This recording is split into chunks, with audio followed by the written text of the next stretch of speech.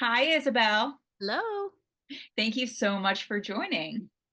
Thank you so much for having me. Of course. So tell us a little bit about you. Where are you from? Where do you live? So I am in Northern Virginia. I'm about 30 minutes outside of DC. Well, that's with no traffic, but yeah, I'm in Northern Virginia. My husband and I moved back here after college. We met in college in Kentucky. So now we're here, which is closer to home for me. I grew up in Williamsburg, Virginia. So yeah, this is home. That's awesome. Where did you go to school? University of Kentucky. Okay, nice. That's awesome. Oh, I went to school in Ohio, but I went to Bowling Green State University in Ohio, but everyone always like thinks it's somewhere down south because of the Bowling Green, Kentucky or whatever. I don't know. It's just funny because I'm so used to like hearing that, but yeah. Yep. So what do you do for fun? For fun? Oh goodness. Well, I'm a big reader. I love to, I guess maybe boring, I don't know, but I love to read. I used to really love to hike and walk, but since having my son, I haven't really gone on any hike, but hopefully maybe we'll get back into that. What is your son? Goodness. He's about to be 20 months, so he'll be 2 in October. Oh my gosh, that's so exciting. Yeah, yeah. Time flies. But I was gonna say, I understand what it's like to like, oh, you're like, I used to do all this fun stuff, and then a child comes, your life completely Yep, changes, and I'm yep. almost there. So Yeah, your hobbies will become playing with little animals and reading children's books and yeah, yep, those just are the new hobbies now. that's awesome. So you have type 1 diabetes. So Yes. tell us about your diagnosis story. Yeah, so it'll be 22 years in August. So I was 7. I was in Michigan visiting my dad. My parents are divorced, so I was visiting him for the summer and I was sick. We just thought it was kind of like a flu type of thing, just wasn't feeling good. And I vividly remember being in the bathtub and they were saying, "Okay, we need to bring her in because she has a yeast infection." And like what 7-year-old has, it's not common for there to be a yeast infection. So they took me to the doctor, and I don't know if I just got really lucky with the doctor that I got, but he said, "I'm going to prick her finger." And he did that almost immediately. And it was like 500. And he said, "You got to go to the emergency room." And I don't remember the whole thing, but, I keep getting, stories and kind of remember parts of it. But my dad always says, you were yelling outside of the, not yelling, but, upset and crying, saying, "I don't want to prick my finger forever." And so they took me to the emergency room and I was there for about a week and had all the education. And well, my parents got all the education, and it was my mom ended up flying to Michigan and being there for everything. And it was a rough transition. My mom always says, she said, "We basically knew nothing. They just kind of sent us on our way and we had to figure it out." And, you had a follow-up appointment with an endocrinologist, 2 months later. And she was like, "It was just basically, you'll figure it out." Which is so crazy to me because it's not like a simple disease. Exactly. And especially with a child. And, yeah, it blows my mind. And my mom even specifically remembers one nurse in the hospital saying, I was being discharged. And my mom said, "Well, we don't know what to do." And she goes, "You're going to have to figure it out." Like she specifically remembers her saying that. I'm just like shocked. I mean, me, I didn't really know what was going on. I knew there were changes. I knew I was going to be poked a lot. But my parents were like, we don't know what to do. You can't just send us." But they did, and we figured it out. So no one in your family has type 1? No, but I have a feeling that my grandfather actually has type 1. He was diagnosed with type 2 when he was in his 40s, his Hmm. young 40s. And so I feel like he might have type 1, but that's just kind of a suspicion I have. But yeah, no, I'm the only one. We hadn't even heard of type 1 before I was diagnosed. And yeah, it was a big, big shock. Do you remember what year that was that you were diagnosed? 2002. Okay, yeah. It's so interesting just because I was diagnosed like sort of recently. So I'm like the difference of from back then to now is just like a week in the hospital. Like that is crazy. I mean, it was necessary clearly, but like just crazy how all that works. Yeah, and I can't remember if I was in DKA or not. I may have been. Well, yeah, I may have been because I was so sick. But I mean, I and it might be different in the children's hospital, but they gave me the little Rufus bear and I would go to I guess, and I'm not sure if all I haven't been to a children's hospital since, but we went to this little like craft kids playroom type of thing and I made little shirts for my Rufus bear, and I would, like, draw and it's, like, little things like that that I remember, but, yeah, I mean, for me, it was just like, "Okay, I'm gonna go to the playroom now," and my parents were in their little education class while I'm with the nurses playing, and it's crazy, and it's different for adults and kids too, which is also crazy. It's so hard when kids get diagnosed because I mean, it's on the parents, really. Like, it's so tough. And especially as a parent, you're not experiencing it yourself. So it's like you only know so much, like what's going on. And say, oh my gosh, I can't imagine how tough that would be. Yeah, I can't imagine, and, I hope it doesn't happen for my son, but I always think, ugh, just yeah, I can't imagine. I was going to ask you that, like, if you're worried about that happening. Yes and no. I mean, when he was younger, like when he was maybe 6 months old or, yeah, 5 or 6 months old, he got sick for the first time, and I was like, "Oh my gosh, this is so bad, and, what if he gets type 1 from this?" And, his pediatricians know that I'm kind of on high alert about it. They know that every once in a while I'll say, "Can you just prick his finger?" And, even though they say it's not necessary, but yes, we can do it. So part of me is a little bit nervous, but I'm gonna do the probably the trial net for him once he's 2, Hmm. uh, just so that I can know if he has that risk or not, but, yeah, I think it'll always be in the back of my mind worried about it, but at least if he does have it, he has me to kind of guide him and help him and show him that it's okay and it's possible to live a good life with it, so at least there's a little bit of a positive. I mean, totally. I mean, that's huge. No one in my family has it either. And every time I bring up anything about it, they're like, huh? Like they don't understand. And I'm like, it'd be so nice if someone just understood what I was going through. Exactly. Yep, Yeah. exactly. Yes. Yep. So when you were diagnosed, do you remember? I know this it was a little different for you, but like, do you remember what you were put on? Like, were you put on insulin pens? No, I was on, just the needles, the Oh, injections. like a Yeah, shot. I don't even know if they had well, I'm sure they had pens, but no, I didn't start on pens. I actually didn't transition over to pens until I think I was in high school, and I hated them because I was so used to the actual needle. So I have never liked pens. I've always at one point I think I was, taking the insulin out of the pen into the needle to give it to myself. Yeah. But I mean, I was so used to those needles for so many years and, that's just what I did. Right. Yeah. And did you have to take insulin before you ate, or because I've heard stories from it back in the day where you'd only have to take it maybe like a couple times per day. So this is crazy and kind of controversial, but so when I first started, I can't remember exactly what I was on when I first started, but I ended up after maybe 6 months after diagnosis, I actually was a patient of Dr. Bernstein. No way. Yes.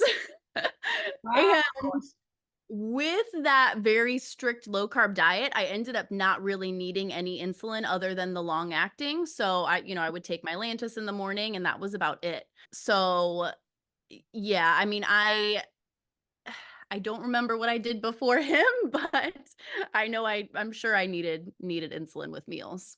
Wow, that's interesting. So how do you how do you feel about well, we can totally get into this now because you're also a dietitian. Yes, yes, I am. How do you feel about like the low carb diet that he recommends? So I have many different thoughts on it. I think that for me when I was younger, and my mom was just so like, she just needed to find something to help me. And, it was to the point where I was in the 400s and she would call the nurse and the nurse would say, "It's fine, she just ate." And my mom was like, "No, I'm not accepting that as an answer." And someone pointed her to Dr. Bernstein and she was like, "I'm making an appointment, like I got to do this." And my blood sugars were great. I was on it was very, very strict. My insulin needs were next to nothing because I was barely eating any carbs, but it was not very sustainable. And there's a lot of I think there are benefits to low carb. I mean, there are certain times where I kind of, if I'm going through diabetes burnout, I'll kind of switch over to a little bit of a low carb diet because it's less thinking on my part and there's less room for error, and I don't have to give a correction if I miscalculated insulin. So I do think there are benefits to low carb and kind of using it strategically, but as a one diet forever, it's not realistic for me. I know there are certain people who have been on it for a long time and it works for them, and that's wonderful, but for most of us, it's not really doable. So it Like, would be so hard. I mean, I just think like the times I go out with my friends for dinner, it's like, how would I even follow that? Like, that's so hard. yeah, exactly. And for me, I followed it. I think I was 7, so maybe I was 8 until once I hit high school, so maybe 14ish, that's when my mom kind of said, "Okay, you do your thing, whatever you want to do." And I strayed very far away from that low carb diet to the point where I was in DKA multiple times. And I was kind of in that rebellious phase because I had been restricted for so long. And I do think that being so restrictive, I mean, his diets are very, very restrictive. It causes a little bit of a bad relationship with food. And, as a dietitian, I'm all for you want to have that good relationship with food. And if you're on a diet where foods are bad or you can never have this food, you're going to be avoiding social outings. You're going to be avoiding those birthday parties. Or, as a kid, I don't want to go to this birthday party because everyone's going to be having cake. And what am I going to do? Sit in the corner and eat sugar-free jello? Like, it's not enjoyable. And so I think the mental, and I'm kind of going on a tangent. I don't even remember the question, but the mental, it's mentally for me, I wasn't able to stick with a low carb diet. It's not something that I saw myself doing long term. It wasn't sustainable. And yeah, so long story short, it's okay, but it's not for everyone. And for most of us, it's not going to be something that you can do long term. And honestly, it's better to learn how your body reacts to carbs and learn how to dose insulin for those carbs than do that low carb and then get off of it and have no idea how to dose for carbs and how to dose for all those foods that you've been avoiding for so many years. So it's like, well, just figure it out now instead of going through that process of not enjoying food and then Absolutely. starting at square one. Yeah, and I love what you said about like using it in the times that you think you need it because I agree. Like there are sometimes like the time before the week before your period, like when you're going when you're have like the worst insulin resistance. So it's like, okay, maybe try it that week because you then don't have to deal with like all that crap that comes along with it, but not Yep. necessarily, all day, every day that you have to follow that. Yep, exactly. Use it to your own strategy, but having it as like an all or nothing approach, like it's no, it's not. I mean, I think I ate a cheese and sausage omelet every single morning for breakfast for like 5 years. Like it was just so restrictive to the point where like I ate the same thing every single day. And now I'm like, I don't want an omelet. Give me the pancakes. Yeah, and you're like, "Please do not show me an egg." Like, I do not want Right. an egg or Exactly. Yep. sausage. Yep. I followed the carnivore diet for like 1 week because I was like, "Oh, I just wanna see what happens." And I always tell people it was actually the best week of my life in terms of blood sugars. My blood sugars were so amazing, but I always say, I'm like, I could not have continued that past a week because like I was like, "Oh, I want ice cream, I want cookies," like just I want like food, not just meat. But it was nice for that 1 week because I didn't even think about my blood sugar. It was really great. Yeah, and that's like and that's why and I tell a lot of my clients too, I'm like, there are several options. You can do low carb and have great blood sugars. It does work for blood sugars and be not happy. Or you can eat the carbs and learn how to dose your insulin or utilize different strategies to manage your blood sugars while eating those carbs and be happy. So there are there it's yeah, it's possible to do a low carb diet and be happy, but for most of us it's just not what we want to do. Yeah, absolutely. So tell us more about how you got into becoming a dietitian.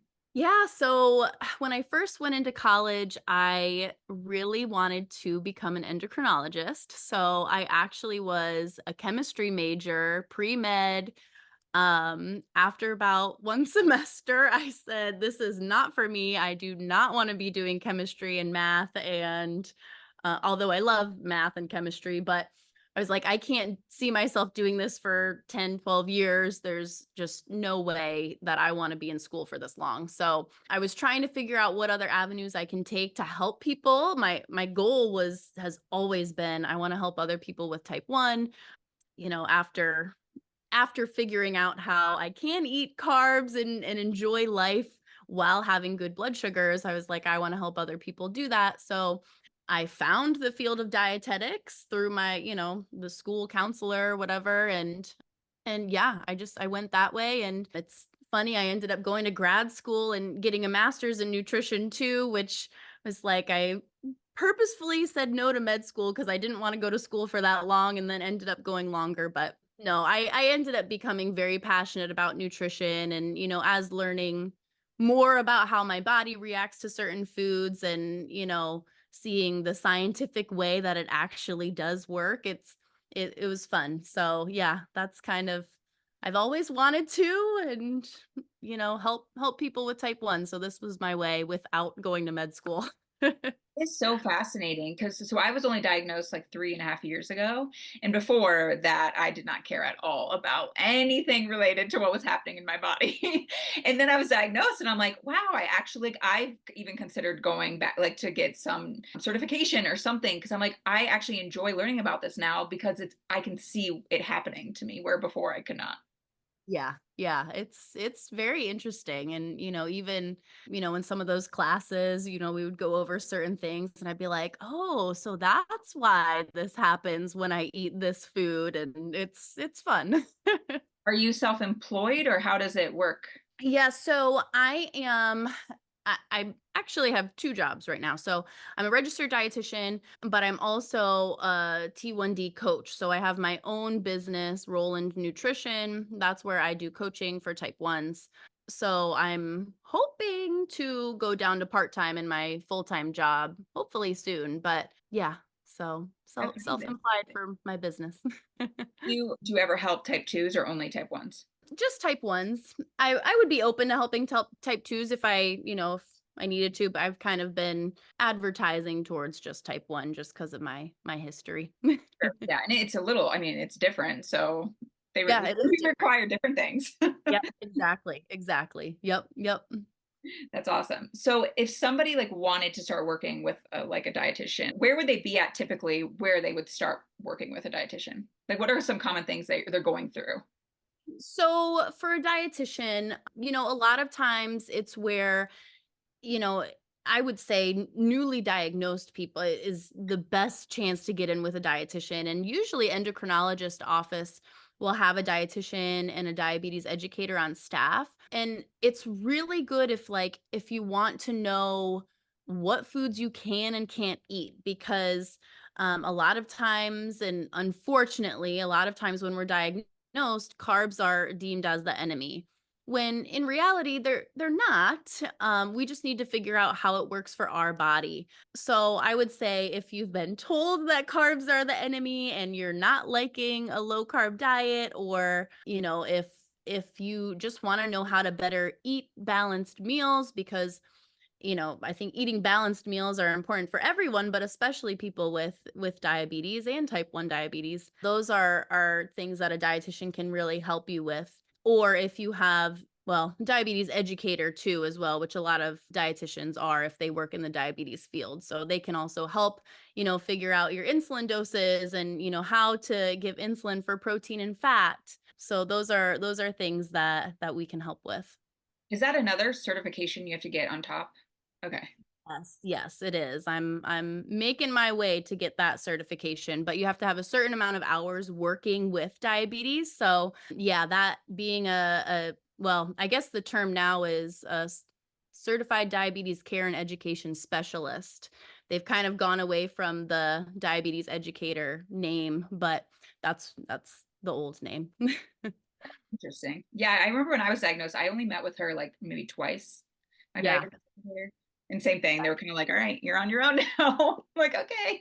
Oh, and that's why also I think a lot of and I don't know if it's a newer thing, the T1D coaches or the diabetes health coaches, but especially the ones who have type 1 diabetes, like we know what you're going through and can kind of help you navigate through all the crazy things that happen in life. And, I think that's really helpful and something that I didn't have, or, my mom couldn't find or have when I was diagnosed, kind of that extra eye or ear, to listen to you and look at your blood sugars in between those doctor's appointments that are ever so often. And even just help with the lifestyle portion, because that's the hardest part. It's like, I mean, of course, like the medical side is hard too, but like being thrown back into your old life with this new disease, it's like just trying to figure out what's even going on is like so important. Yeah, exactly. It's a lot to navigate on your own, or, with that 20, sometimes 30-minute doctor's appointment who, they don't really have the time to educate you and look at everything, and answer all your questions in depth, like to really go over things. So, definitely finding someone who has that time and, education to help you get through everything, that's helpful. It is crazy though when you think about like the fact that they can't give us that much time because type 1 is such a complicated disease that is risky. Like if you take too much insulin, there is a chance you are going to pass out and I mean even die. And it's just crazy that like they don't spend more time. Yeah. Yeah, it's and I think because of that immediate risk with a low blood sugars, a lot of doctors and even diabetes educators are like, well, let's, 200 is fine after eating, because they don't want to risk you going too low. And it's like, well, no, I don't want to be high though. Like help me find that balance that I need. And because they don't have the time to like follow up frequently, they kind of just resort to, the safety of less less insulin. I don't know. It's yeah. Well, It's even I was a camp counselor at a kids diabetes camp, and that's how it was for every night. They were like, as long as they're under 250, it's fine. Like just leave them. And I remember being like, wait, really? But it's because they didn't want them to drop in the middle of the night, which I understand. Like one night's not going to be the end of the world. But at the same time, I'm like, these poor kids, like, yeah. yeah. And it doesn't feel good. Like It's not. yeah. Are there any like nutrition? I know it varies per person, but like, is there any like basic nutrition tips that you would recommend, like for a new person diagnosed? Yeah. Oh goodness, there's so many. I think, and a lot of it is trial and error, which is frustrating, but I think doing what you can to figure out how your body reacts to certain carbs and fat and protein is really helpful. So like that, pizza is going to be a high fat, high carb meal. That's going to affect you differently than, of a sandwich, which isn't going to be high fat. Kind of seeing what works and what doesn't. And I know it's a pain to like write things down, but even if you write things down like like my mom had to do for me when I was first diagnosed. I mean, we were able to really learn like how I reacted to certain things and following those trends and patterns that you see, which are the CGMs are wonderful now to be able to see those. And I'm getting off track, but basically, figuring out what works for your body is so important. But nutrition nutrition specific tips, I would say balanced meals is always the best thing. If you can pair your carb with a protein or a source of fiber to kind of slow that spike, then if you eat a carb by itself, if you want to have dessert, have it with your meal instead of, an hour after, because then you're going to be, obviously that can't happen all the time if you're at a birthday party and things are different. But yeah, I would say pairing pairing your carbs with a protein or fiber, and then balanced meals are always very important for everyone, not just diabetics. Totally, totally. And we're actually a little lucky in the sense that we can see these things happening to us because then, we can actually take action where even though I would recommend that for some of my friends, they don't see it happening. So they're like, I'm fine. I'm eating this bag of chips. Like, that's fine. But I'm like, is it? Yep, They just can't see. So, exactly. yeah. Yeah. So how do people get in touch with you if they want to work with you? Yeah, I am most present on my Instagram, which is isabel.t1d nutrition. Or I do have a website. On my website, it's rolandnutrition.com. And on there, it has my services, and then there's a contact button, and it'll send me an email if you're interested in working with me. I do free discovery calls, so I can, if anyone's interested, I can talk to them and, let them know if we're a good fit to work together. And yeah, so definitely website or Instagram. Yeah, that's awesome. Yeah, I've been following your Instagram for a while and it is great. You offer some great tips. So Yeah. yeah, I love that now too about social media because that's the first thing I did when I was diagnosed. I went to Instagram. I was like, I just typed in type 1 diabetes and it was so nice to have people to look at, watch and be like, okay, wait, these people are normal. Like, they're not, I don't know, they're not like aliens with things coming out of their body. Right. They're normal people. Like, this is great. So social media is such a blessing these days. And the community is so wonderful. Oh my goodness. It really is amazing. I was young when I was diagnosed, but I wish I had found it sooner. Yeah, absolutely. Well, thank you so much for being here. It was great having you. Thank you. It was wonderful talking to you. Yes, absolutely. Thanks so much for tuning in to today's episode. I wanted to pop on here really quick to let you know that I am having a baby here in a few weeks, which is crazy. And I will be taking most of July off from YouTube and the podcast. So stay tuned. I'll be back hopefully in August, but I'll try to keep you guys updated. But for the month of July, I will be spending some quality time with my baby. So I will see you guys in late summer.